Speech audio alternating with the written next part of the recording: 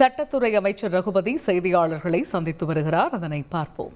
எப்பொழுதுமே ஒரு கணக்கை போட்டால் சரியான கணக்கைத்தான் நாங்கள் போடுவோமே தவிர தப்பு கணக்கு போடுகிற பழக்கம் எங்களுக்கு கிடையாது. கூட்டல் கழித்தல் இருக்கலாம், பிளஸ் எல்லாம் மைனஸ் ஆகும் என்கின்றார். அது எந்த விதத்தில்? திரைத்துறையிலே வேண்டும் என்று சொன்னால் பெரிய ஹீரோ, பெரிய ஹீரோயின், பெரிய டைரக்டர், பெரிய மியூசிக் டைரக்டர், பெரிய ஒளிப்பதிவாளர், இன்னும் சக நடிகர்கள் எல்லாம் பெரிய நடிகர்கள் நடித்து எல்லா பிளஸும் இருக்கக்கூடிய ஒரு படம் பிளாப் ஆகலாம். ஆனால் அரசியலிலே எந்த பிளஸும் மைனஸ் ஆவதற்கான வாய்ப்பே கிடையாது. பிளஸோடு பிளஸ் சேருகிற போது அங்கே எண்ணிக்கை கூடுமே தவிர அங்கே குறைவதற்கான வாய்ப்பு ஒன்றுமே கிடையாது. எனவே பிளஸை மைனஸ் ஆக்கி காட்டுகிற வல்லமை அவருக்கும் கிடையாது, யாருக்கும் கிடையாது. இது கணக்கு யாரும் மாற்ற முடியாத கணக்கு. பிளஸை மைனஸாக மாற்றுவோம் என்று சொல்லுவது யாராலும் முடியாத ஒரு கணக்கு. வேண்டுமென்றால் கடன் வாங்கி கணக்கு போட்டிருந்தவர்களாக இருந்தால் சொல்லலாம். இங்க நாங்கள் கடன் வாங்கி கணக்கு போடுவதில்லை, எங்கள் சொந்த கணக்கை வைத்து போடுகின்றவர்.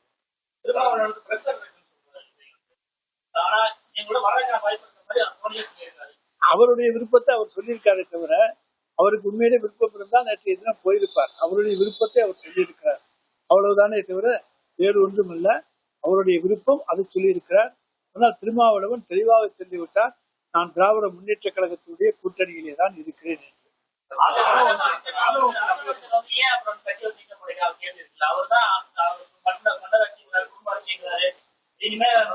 அது அவங்க கட்சிக்குள்ள சம்பந்தப்பட்ட பிரச்சனை, அவங்க கட்சிக்குள்ள இருக்கக்கூடிய முடிவு.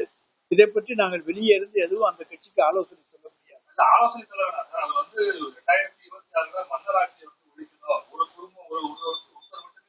நாங்கள் மன்னராட்சி நடத்தவில்லை, ஜனநாயக ஆட்சி தான் நடத்துகிறோம். எங்களிடத்துல வாரிசு அரசியல் கிடையாது, உழைப்பாளே தான் வந்திருக்கின்றோம். திராவிட முன்னேற்ற கழக தொண்டன் ஒவ்வொருவரும் ஏற்றுக்கொண்ட தலைவர் தான் எங்களுடைய தலைவர் தளபதி அவர்கள். அதே போல திராவிட முன்னேற்ற கழக தொண்டன் ஒவ்வொருவரும் துணை முதலமைச்சர் உதயநிதி ஸ்டாலினுடைய உழைப்பை ஏற்றுக்கொண்டு அவருக்கு துணை முதலமைச்சர் தர வேண்டும் என்று போராடி திராவிட முன்னேற்ற கழக தலைவர் தொண்டன் பெற்று தந்த பல பொறுப்பு துணை முதலமைச்சர் பொறுப்பை தவிர வாரிசு என்கிற அடிப்படையில் அவருக்கு துணை முதலமைச்சர் பொறுப்பு வரவில்லை.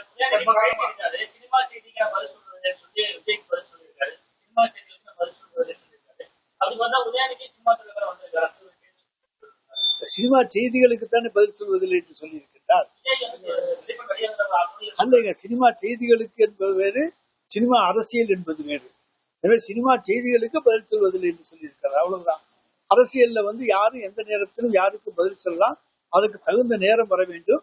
இன்றைக்கு விஜய் அந்த அளவுக்கு வளர்ந்திருக்கிறாரா என்றால் இல்லை என்கிறது தான் எங்களுடைய கணக்கு. எனவே நாங்கள் அதை பற்றி கவலைப்படவில்லை. இன்றைக்கு கணக்கு புள்ளி விவரப்படி 48% அளவுக்கு நாங்கள் வளர்ந்திருக்கிறோம்.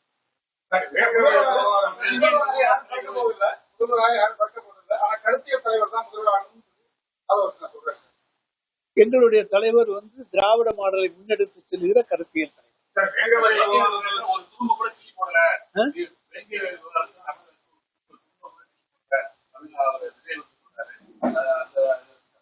நீதியரசர் சத்யநாராயண கமிஷனே நாங்க நியமிச்சிட்டோம்.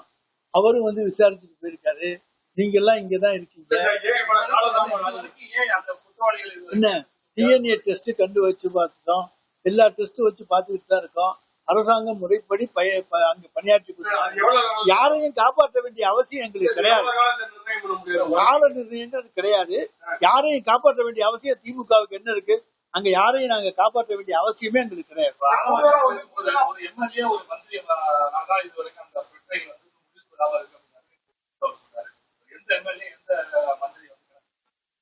நிச்சயமாக கிடையவே கிடையாது. எந்த எம்எல்ஏவோ எந்த அமைச்சரோ அதுல நிச்சயமாக குறுக்கீடு செய்யவில்லை. அங்க ஜாதி அரசியலை வைத்துக் கொண்டு நீங்கள் ஏதாவது கற்பனை பண்ணி கொண்டால் அதற்கு நாங்கள் பொறுப்பல்ல. அங்க எங்களை பொறுத்த வரைக்கும் நாங்க சத்யநாராயண நீதிபதி, ஓய்வு பெற்ற நீதிபதி, அவரும் விசாரணை தொடர்ந்து நடத்தி கொண்டிருக்கிறார். நீதிமன்றத்தில் அறிக்கை சமர்ப்பித்திருக்கிறார். எல்லா நடவடிக்கையும் நடந்து கொண்டுதான் இருக்கின்றன. டிஎன்ஏ டெஸ்ட் எடுத்திருக்கோம். 2 வருஷமா அது மேட்ச் ஆகல சார். நீங்களும் தான் பாக்குறீங்க. நாங்க எல்லா டெஸ்டும் பண்ணி பார்த்துட்டு இருக்கோம். இன்னும் அந்த ஊரு பூரா டெஸ்ட் பண்ணி அடுத்த கட்டம் பார்க்கணும். அதையும் வேண்டும் என்றாலும் செய்வோம்.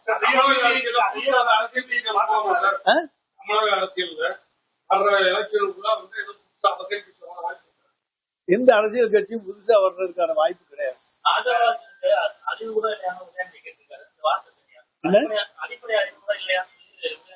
அதாவது அவர் ஒரு கட்சியில இருக்கிறார், அந்த கட்சியினுடைய கொள்கை அவருக்கு தெரியும், கூட்டணி தெரியும், எல்லாவற்றையும் தெரிந்து கொண்டு அந்த கட்சிக்கு எதிரான கருத்துக்களை சொல்லுகின்ற பொழுது இப்படி கேட்பதிலே எந்த தவறும் கிடையாது.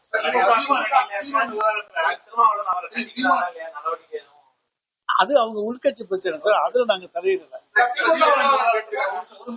சீமான் விவகாரத்துல வந்து நம்ம வருண் ஐபிஎஸ் மாநாட்டு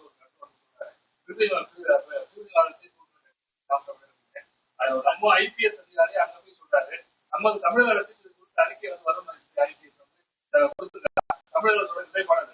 அது அந்த துறையை அது துறையினுடைய தலைவரை பொறுத்து தெரியும்.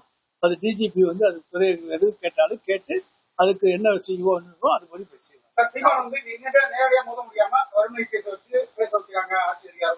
ஏங்க நாங்க ஏங்க நேரடியா மோதுறதுக்கு என்னங்க அது?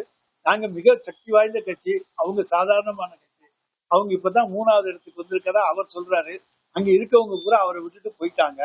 அப்படி இருக்கின்ற பொழுது நாங்கள் ஏன் அவரோட நேரடியா மோதுவதற்கு எங்களுக்கு என்ன பயம்?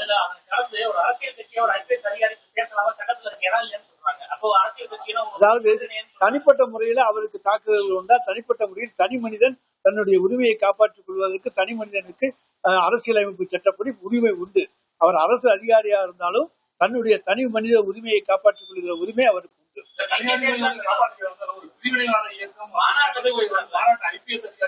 அது வந்து அப்ப வந்து ஒன்றிய அரசு அது பற்றி குறித்து விசாரித்து நடவடிக்கை எடுக்க வேண்டும்.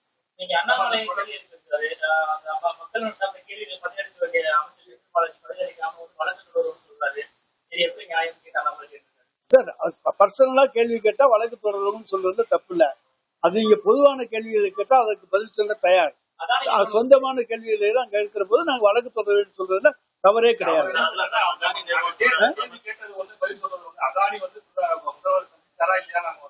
அதை சந்திக்கவில்லைன்னு சொல்லிட்டாரு.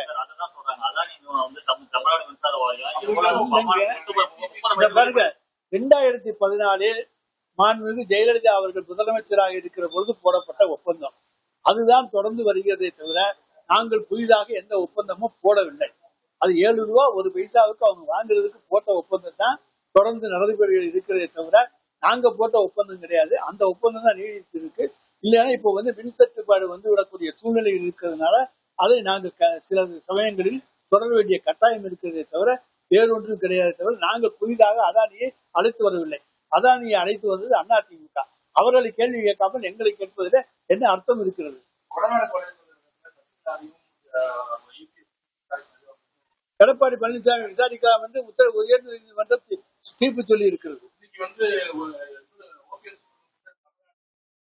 தமிழக வெற்றிக் கழக தலைவர் விஜய் பேச்சு தொடர்பாக செய்தியாளர்கள் எழுப்பக்கூடிய பல்வேறு கேள்விகளுக்கு சட்டத்துறை அமைச்சர் ரகுபதி விரிவாக பதிலளித்து வரக்கூடிய காட்சிகளை நேரலையில் பார்த்து வருகிறோம்.